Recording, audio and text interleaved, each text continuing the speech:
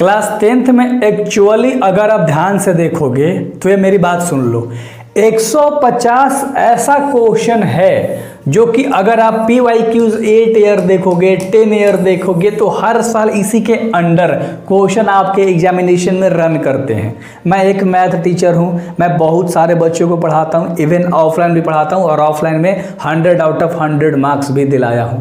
तो मेरी बात आपको सुननी पड़ेगी भाई, क्योंकि मैंने फुड़वाया है ये चीज़ें और मैंने इसका सीरीज़ भी स्टार्ट कर दिया। आपको स्क्रीनशॉट दिख रहा है, 150 क्वेश्चन मैं करा रहा हूँ। एक एक वीडियो में एक क्वेश्चन कराता हूँ, 2 से 3 मिनट का होता है। तो ये 150 क्वेश्चन ओवरऑल आप करोगे तो 8 to 10 आवर लगेगा और बेहतर तरीके से ये कंप्लीट कर लोगे। अब हम लोग बात करते हैं कि हम लोग का ना जो माइंड है ना बहुत कन्फ्यूज़न में है, RD शर्मा को लेकर, NCERT को लेकर, बेसिक स्टैंडर्ड बच्चे के मन में बहुत फेयर बैठ गया है। तो उसका भी मेरे पास सॉल्यूशन है, सिंपल सा। आपको क्या करना है, वो 150 क्वेश्चन आपको करना ही करना है, कंपलसरी है, इतना अपने माइंड में रख लो।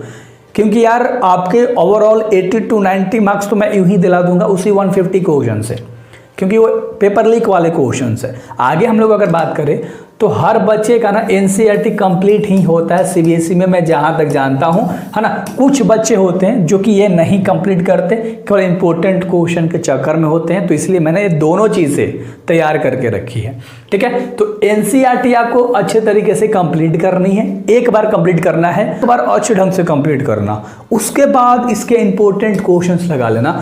अब मैं आपको बताता हूँ कि बोर्ड में आपके क्वेश्चन क्या लेवल से आते हैं। तो एग्जाम्पलर बेस्ड आते हैं, एक्सरसाइज से तो क्वेश्चन उठते ही उठते हैं, है ना। 50% एक्सरसाइज वाले हो क्वेश्चन चिपका देते हैं बोर्ड एग्जाम में। कॉन्सेप्ट बेस्ड तुम्हारे पास क्वेश्चन जो होते हैं वो 15% डालते हैं और एक्सरसाइज बता दिया। एग्जाम्पलर बेस्ड आपके 15, है ना।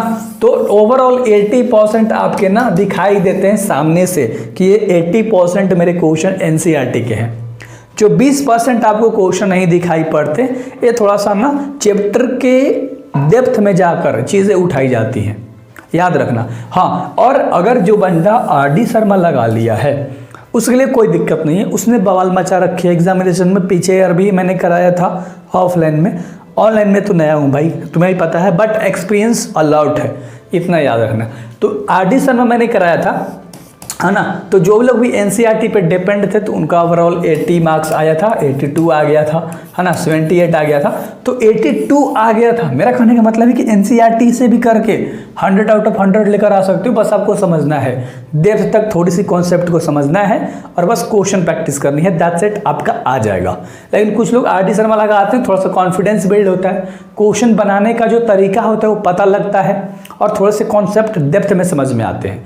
तो इस तरह से बच्चा एक बेहतर नंबर लेकर आता है। मेरे पास इसका एक सिंपल सा सॉल्यूशन है, आपको कुछ नहीं करना। अगर कोई आपको ना टेस्ट दे रहा है तो उसके टेस्ट को लगा लो, क्योंकि यार 10th बहुत आसान सा बोर्ड है।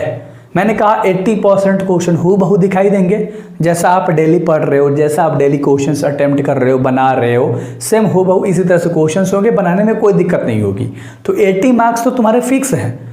बात है यहाँ 20 मार्क्स की और उसके लिए सब बवाल हो रहा है, समझ में आ रही है। तो आपको थोड़ा सा एक साइड बुक का प्रेफरेंस में लेना है क्वेश्चन के लिए और टेस्ट कहीं से लगा लेना और मॉडल पेपर देख लेना 5-6 साल के और PYQs देख लेना 5-6 साल के। ज़्यादा नहीं बोलूँगा, इतना कर ले लाडले।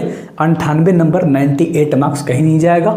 और मैं तो बाकी मैथ आपका संभाल ही रहा हूँ, सब चीज़ दे ही रहा हूँ, तो बेहतर समझ आ सकते हो।